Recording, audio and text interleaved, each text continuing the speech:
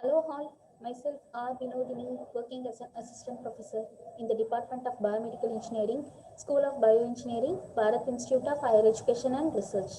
I am handling the subject Clinical Engineering. Today, we are going to discuss about the topic Bioassay. So, we are going to see about the definitions and the synonyms of a bioassay, then principle behind bioassay, then what are the different indications of bioassay, then different types of bioassay, then uses of bioassay and its drawbacks, and also bioassay in humans. So all those things only we are going to discuss today. So what is assay first? This assay means it is an activity or amount of an active principle in unit quantity of preparation. So this assay is actually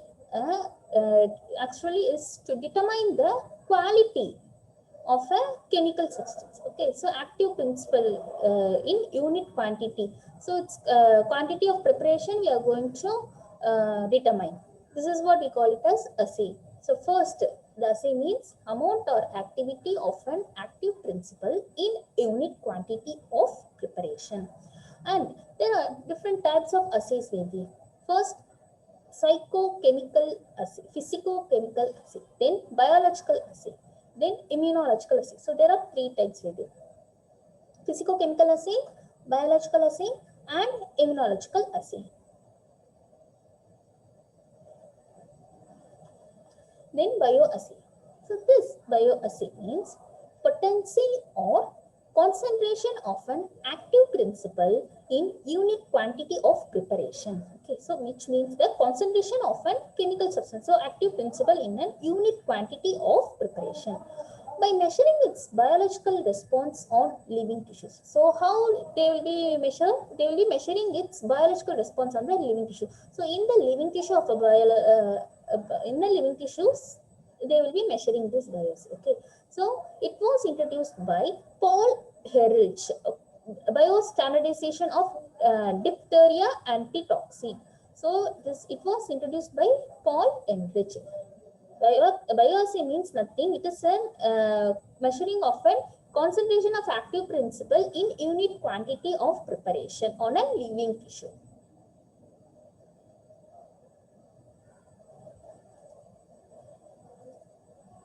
And what are the synonyms of bioassay? So this bioassay we also call it as biological assay, biometrics, biostandardization, or biological standardization. You can call it like that: biological assay, biometrics, biostandardization, or biological standardization. Let's move on to the principle. So what is the principle behind this bioassay is to compare the test substance with the international standard preparation of the same. So you will be having a reference test substance. By comparing the test substance with an international standard preparation, you will be having the standard solutions where with that standard solution we are going to compare the new test solution. So what which the new chemical thing we are going to deduct, that thing will be compared here. So this is the first principle. Then also to find out how much test substance is required to produce the same biological effect. So it was produced by the standards. So to find out how much test substances is required to produce the same biological effect as produced by the standards. So this is the principle of bioassay. And also activity assay, it should be an activity of interest. And also standard and test samples, which means similar to the pharmacological effects and a mode of action. So they'll be having the test samples and the standards. So we are going to compare with it. Then we can be able to get the actual value or the actual reading. And then both the test sample and standard, it should be compared to further established pharmacological effect using the specified technique. So both the test samples and the standard sample, it should be compared for their establishment using the specific technique. So each thing will be having a unique techniques. So for example, if you take ACH, it will be tested compared with the contractile response of on frog rectus. So it is actually a chemical standard which is compared with the contractile response on frog rectus. Same way histamine is there, right? So that thing will be compared with the contractile response on guinea pig ileum. So with the guinea pig ileum, it has been compared. And there is a problem of biological variations must be there. So which has to be minimized. Okay, so the problem of biological variations must be minimized here. And under your experimental condition, it should be kept constant. So the experimental condition should be kept in a constant thing. And then animals, so the same species, sex and weight. So while testing the animals, it should be in the same species and same sex and also same weight it should be maintained. And number of animals, if you take, there is a large enough to minimize the error. So if you take number of animals, the error will be minimized. Then isolation preparation should be very much sensitive. It should not be compared or like it should not collaborate with others. It should be completely isolated. So the isolation preparation will be very much sensitive. And then indication of a bioassay. So no chemical methods has been developed for this in bioassay. And this chemical assay is too complex or not sensitive enough to measure like insulin and ACH. It is too complex or not too sensitive complex to measure, so it can be easily measured. And to measure the pharmacological activity of new or chemically undefined substances. So to measure the pharmacological activity of new or chemically undefined substances. And then for biological standardization of drugs which is obtained from the natural sources, or this cannot be obtained in a pure form like oxytocin, vasopressin, insulin. So these cannot be obtained in a pure form from a natural source. Okay, so these are all the indications of bioassay. So no chemical method has been developed, and chemical assay is too complex, and also it is not sensitive enough to measure. And to measure the pharmacological activity of a new chemical, it is actually an undefined substance. And for biological standardization of drugs obtained from the natural source, it cannot be obtained in a pure form like oxytocin, vasopressin, insulin and heparin. It cannot be obtained in a pure form. And to compare the strength of the drug obtained from various sources due to different compositions, and then chemicals with the similar structures but will be having a different biological activities.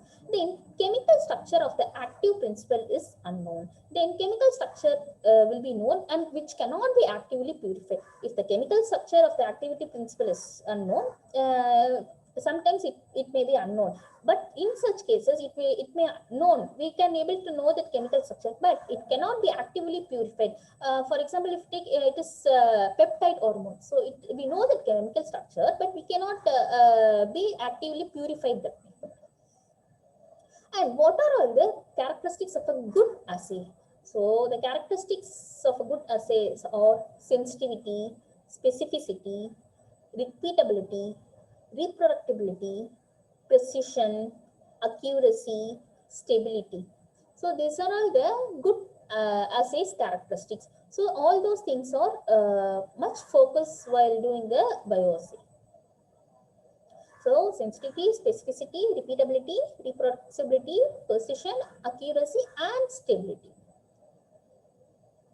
And these bioassays can be performed on two stages, either in vivo or in vitro. If it is in vivo means they will be having an intact with animals, and then in vitro means they will isolate the tissues and then they will test, or else they take a specified cells or a specified organism. So these are the two types. It may be either performed in vivo state or in vitro state. Then all animals like for noradrenaline, they'll be using cat of a spinal of the cat. Then cardiac glycosides, they'll be using guinea pig. Then insulin, they'll be testing with the mice. Then estrogens with an female rat, oviroractomized female rat. With the all animals, if it is all animals, they will be testing with the this thing, like a spinal cat, guinea pig, mice, and the overestimized female rat. So which will be having a different functions. Then microorganisms, if you take for vitamin B12, they will be using Iglina gracilis. So for vitamin B12, they'll be using Iglina gracilis. Then tetracycline, they'll be using Bacillus pumilus. Okay, so they have to compare the standard now with the biological assays, biological tissues or biological things. So in such cases, they will be comparing it with this whole animals or else microorganisms. Then for isolated tissues, they will be we will be having acetylchlorine, histamine, adrenaline, then oxytocin. For acetylchlorine, what they will do means they will be taking the frog rectus abdominal muscles. So for testing acetylchlorine, they will be comparing it with frog rectus abdominis muscle.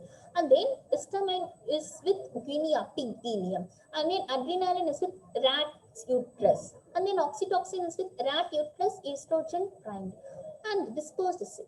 So the disposed cell is the plasma LH estimation of this stimulation of estrogen synthesis. So which is on isolated the Leydig cells. And the type of assays. This, if you take the types, you will be having quantal assay, graded assay, then indirect assay and direct assay. So you will be having quantal assay, graded assay, then indirect assay, direct assay. First, quantal assay. So quantal response, the response is in the form of all or none, which means that is either no response or maximum response will be there. So in this quantal assay, what will happen is the response will be you don't get any response, or it will be having a maximum peak response.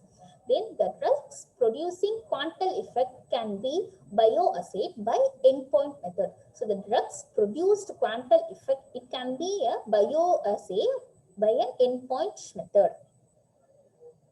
Then the threshold dose producing a predominant effect which is measured. So the comparison between the results of standard and the test, then only they will be having the result type. So bioassay of digitalis in cats, then insulin-induced hypoglycemic convolution in rat. So how they will calculate these unknown concentration means threshold dose of the standard divided by threshold dose of the test into concentration of standard. So this is the basic formula for comparing the to get the result of an unknown concentration. Okay, so concentration of unknown will be get through threshold dose of the standard divided by threshold dose of the test into concentration of standard. Then graded assay. Here the response is proportional to the dose, and response may lie between no response and the maximum response. Okay, so it may be lie between no response and to the maximum response. So there are different types of this graded assays where interpolation, multiple point assays. So under multiple point assays, you will be having 3-point assay, 4-point assay, then 6-point assay. Then bracketing or direct matching. And the last one is cumulative dose response. So these are all the different types of graded assay. So this is direct matching. So this is your standard and this is your test, unknown standard. So like this only you will be having the graph while comparing the test and the standard dosage. So you will be having the difference between the efficiency and the potentiality. So in the x-axis you will be having log dose, and in the y-axis you will be having the response, how much responses it has been obtained. So A, B, C are the different kind of samples. Then bracketing or direct matching. Here a constant dose of the standard is bracketed by varying the dose of test sample. So until an exact matching between the response of standard is achieved, it has been keep on repeating. So the constant dose of the standard is bracketed by varying dose of a test samples. And then strength of an unknown or a test drugs, it can be found by a simple interpolation of bracket listing. So this method, direct matching method is there, right? So here the strength of an unknown or a test drugs can be found by a simple method. So it is quite easier. And this is the standard for this bracketing or direct matching method. So it is actually quite simple. So matching assay of an unknown solution of an histamine on Guinea pigmalium. So here they have been matching the unknown solution with an histamine on Guinea pig ileum. And there are advantages of this direct matching, which is simple and faster. So this step is having a simple steps only. So right, so it is simple and we can able to do it quickly. So it is simple and faster. Then amount of test drugs which is available in small. So the text tricks will be very small here. Then it does not involve a complicated calculation. So this will be this test direct matching method does not involve any complicated calculation. So in the first point itself, I have told you it is simple. You don't have any complex things, right? So it's the same thing we are telling here. Does not involve any complicated calculation, and also it does not depend on a direct method. And quite disadvantages were also there. Here it is actually less accurate and also time consuming sometimes, and so it will make some trouble. No, if it is not accurate means it is having a drawback, right? Then it also cannot get an exact match of a response. So it cannot get an exact match of response. So the quantitative difference between test and standard should not be obtained. So the quantitative difference between the test and the standard may not be obtained. Then interpolation assay. Here a log dose response curve which is plotted with the standard on a simple graph paper or a semi-log paper. So normally the dose response will be plotted using the semi-log paper or a simple graph paper itself. Okay. Then the concentration of the test is then read from the graph. So first they will be plotting the graph in either a simple graph or else in a semi-log paper. So from that, the concentration of the test solution they will be read. So from that graph only they will be verifying the concentration of the test solution. So this is the common thing, like a standard solution with the unknown or the test solution. They will be comparing like this only.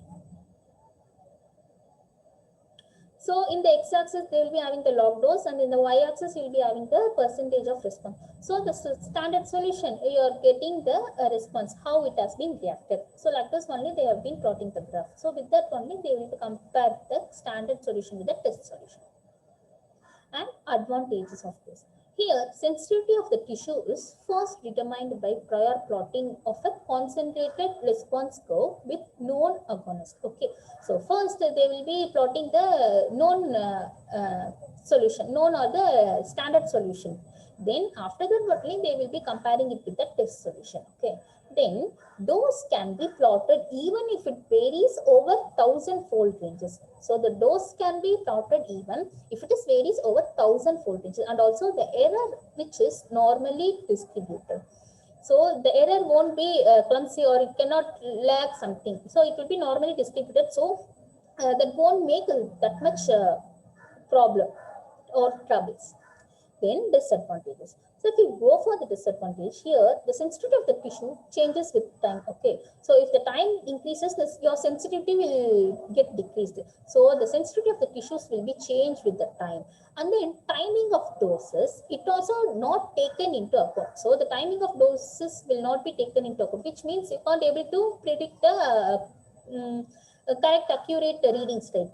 So that is the disadvantage here. And one more thing is variation in mode of application of drugs. So there will be different mode of variations will be there. So that is also the disadvantage, one of the disadvantage. Then multiple point assay. So there the multiple point assays you will be having 3-point assay, 4-point assay, and 6-point assay, right? So here the responses will be repeated several times and the mean of each is taken. So it will be keep on repeating. By the name itself you can able to understand multiple point assay. So the response will be keep on repeating. So from that they will be get the mean. So the average mean value they will be get and they will be comparing it. So the chances of errors are minimal. If you keep on repeating the test means the error will be minimized, right? So that is some advantage of this. So if it is 3-point method means what they will do is they will be taking 2 doses of standards plus 1 dose of test. Okay. Whereas it is 4-point method means they will be taking 2 doses of standard plus 2 doses of test. And if it is 6-point method, means we'll be taking equal of both the standard and the test solution. So 3 doses of test standard will be there, which will be compared with again 3 doses of test solution. So this is what about 3-point method, 4-point method, and 6-point method. Here it is, they'll be using the Latin square method to avoid any bias. So to avoid biasing, this Latin square method has been used.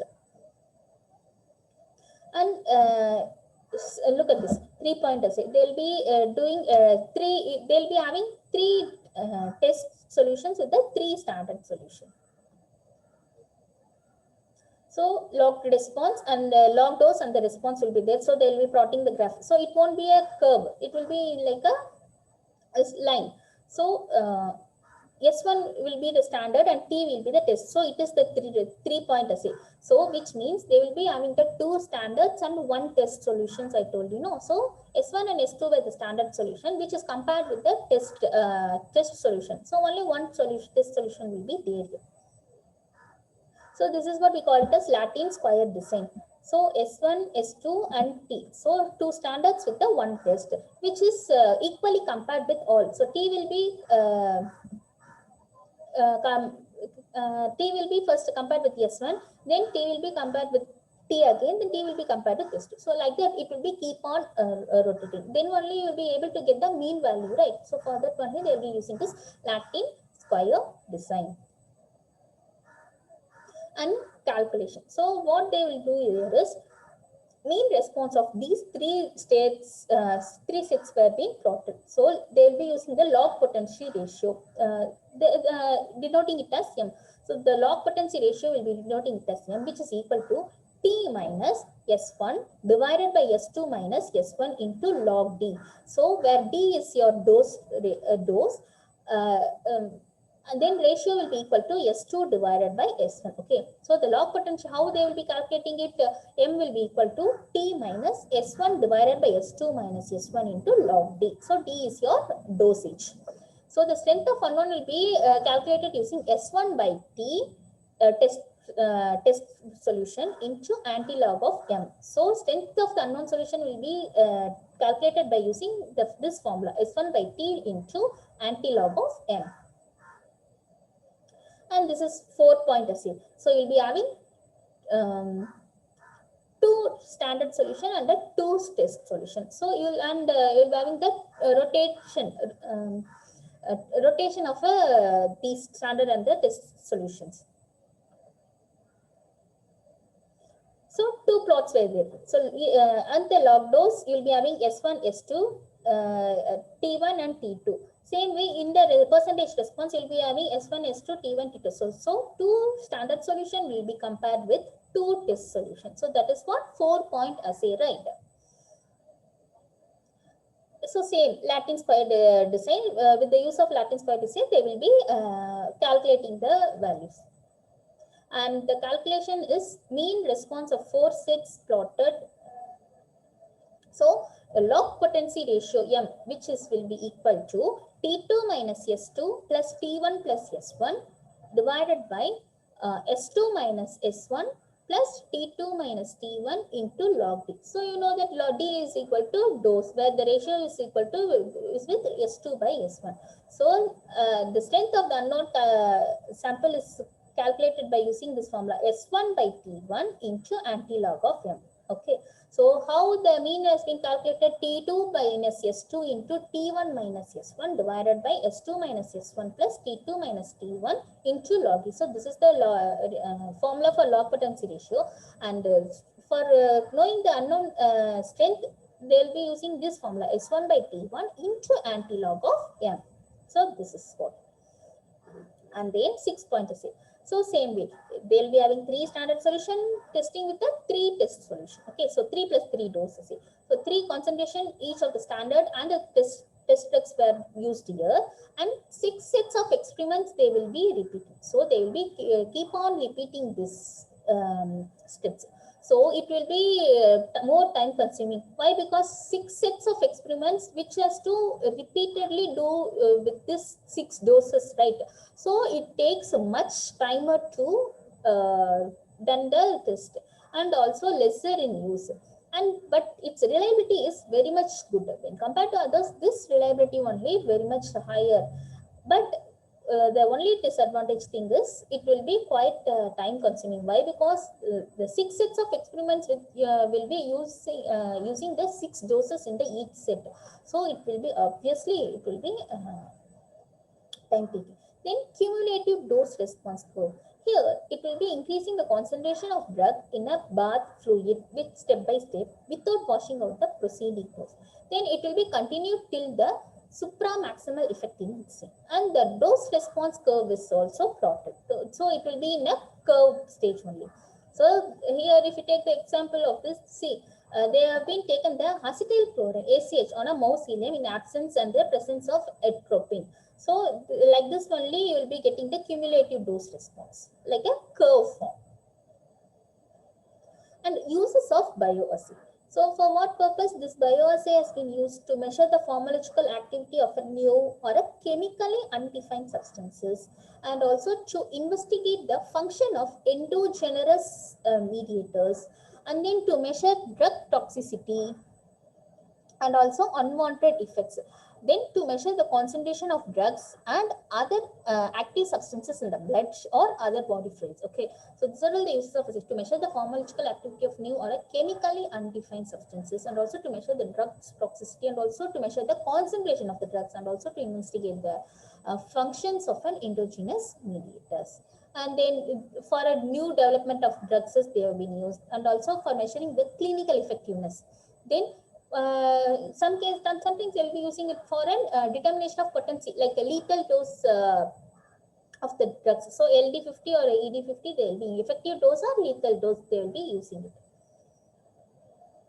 And there are some drawbacks there, which is biological variation. So then troublesome, sometimes it will keep on, it makes trouble, then time consuming, and also it is quite expensive. And then in a physico chemical method, the accuracy is less. When other methods were being good only, but this especially this physicochemical methods will be uh, less accurate. Accuracy of this will be less. So these are all the drawbacks of bioassays. So in human tissue bioassay, they will be taking the veins. So surgery on varicose veins, further they will be taking. Then tissues like larger blood cells, which is obtained by amputation, and also tissues called post-mortem. So which is the tissues which is collected during the post-mortem cells. So in such cases, they will be using the human bodies sample also. Okay. So for the varicose veins, they will be taking the veins, and during amputation, they will be taking the larger blood vessels. Then for tumor surgeries, transplantation, that type they will be testing the organs with this biopsy. And during postmortems, the tissues will be corrected. So this is what about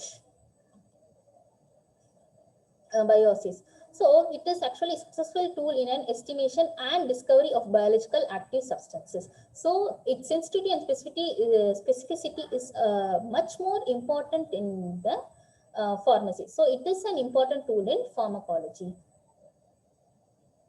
So that's all for today's topic. So we have covered fully of biological assays.